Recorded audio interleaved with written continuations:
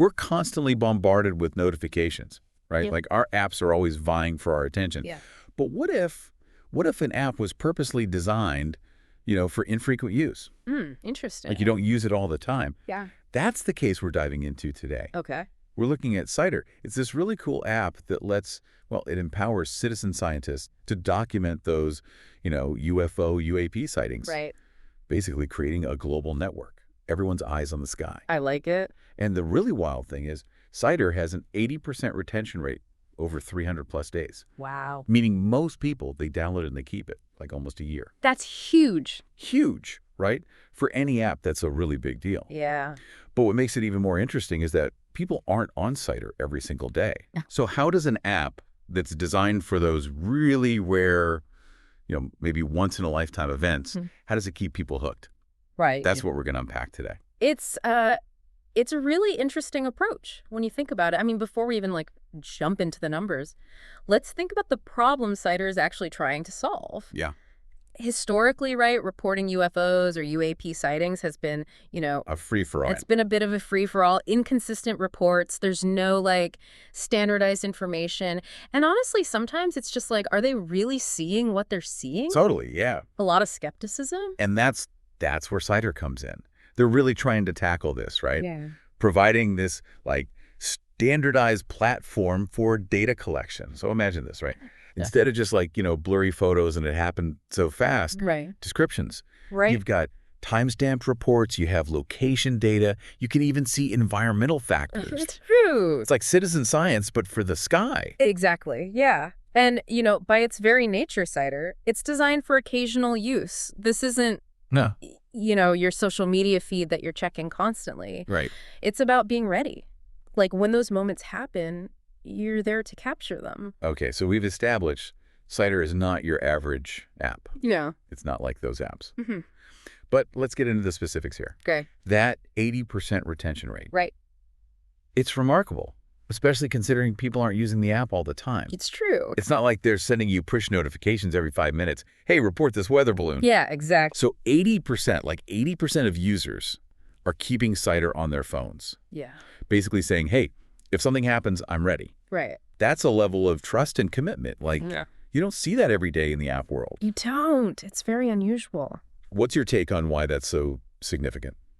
Well, I think it speaks to, a couple of things. There's the power of what we call, I think it's system-based retention. Okay. Cider's only as effective as, its network. It relies on having this huge network of users that are all geographically spread out. Right, right. So, one person might not be, reporting a sighting every day, but it's the strength of the system. Okay. The system depends on everyone keeping it on their phone. Right. So I don't know, think of it like a neighborhood watch, right? The more people that are signed up and keeping an eye out, the more effective it is, even if nothing really happens. That makes sense. Okay, so high retention equals a strong system. Exactly. That makes a lot of sense. But I feel like there's more to it than that, right? Yeah. It's not just about, having enough users out there. It's like, what does that high retention actually say about how we behave, when we're constantly bombarded with notifications and things? Absolutely. I think you've hit the nail on the head there. Think about it. Yeah. How many apps have you downloaded? You download it, you're like, oh, this is going to be great. And then, the notifications start coming. Yeah. And you feel this pressure to engage. And then eventually you're just like, ugh, I'm deleting this. Yeah, it's too much. Right. But Cider is kind of challenging that whole cycle. It's almost like they're saying, hey, we get it. Yeah. Constant engagement, it's not realistic. It's not necessary for every app. Right. They're providing value just by being on your phone. They're not, bombarding you with all this, With demands. Yeah, demands on your attention. I like that. It's kind of like you buy a tool. Right. Okay. And it's a very specialized tool. You might only use it once a year. Sure. But when you need it, you need it. Exactly. You're not going to get rid of it just because you only use it once a year. Right. And think about it. The more people that have that tool at the ready, the higher the chance that, when something does happen, you're ready to go. You're going to catch it, Yeah, it's really interesting. It really flips the whole concept of engagement on its head. Totally. So we're not judging its success on these daily active users. Exactly. We're looking at the potential of this whole network that's ready, That's right. primed and ready. Okay, so let's talk about how they actually leverage that network, right? Sure. When something interesting does pop up, Yeah. they call it the power of swarms, right? Right. Swarms.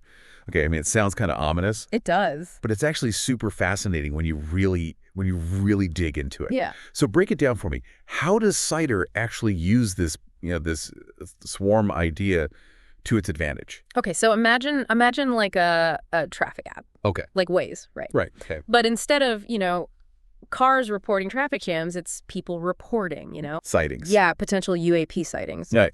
So the more users you have, right? Right. And they're in a specific location, they've got the app open, they're ready to go. Yeah. They can act basically like a coordinated group. All right. So it's about being in the right place Exactly. at the right time. It's not just about like having a ton of users just like, peppered across the globe. Okay. It's about concentration. Concentration. You need enough people when something happens in that spot. Got it.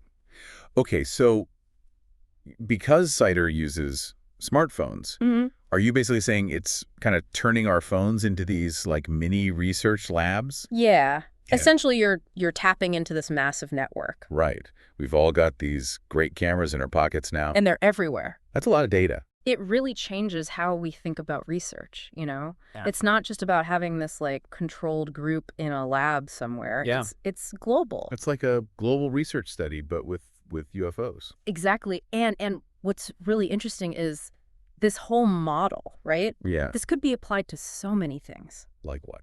Think about environmental monitoring or disaster response. Okay, so we started with this app. It's all about, documenting these unexplained things in the sky. Yeah. But now it's like it's changing how we think about data collection, how we think about, designing apps. It's pretty amazing. It really is. In a world where like every app wants our attention all the time. Right. Constantly. This is kind of refreshing, isn't it? It's like a reminder that, the best solutions aren't always the ones shouting the loudest. Yeah. Sometimes it's about just being ready. Exactly. I like that. Well, on that note, I'm going to leave everyone with this thought. What else could we use this for? Where else could this whole passive engagement model really make a difference? Something to think about. Until next time, keep your eyes on the skies, everyone.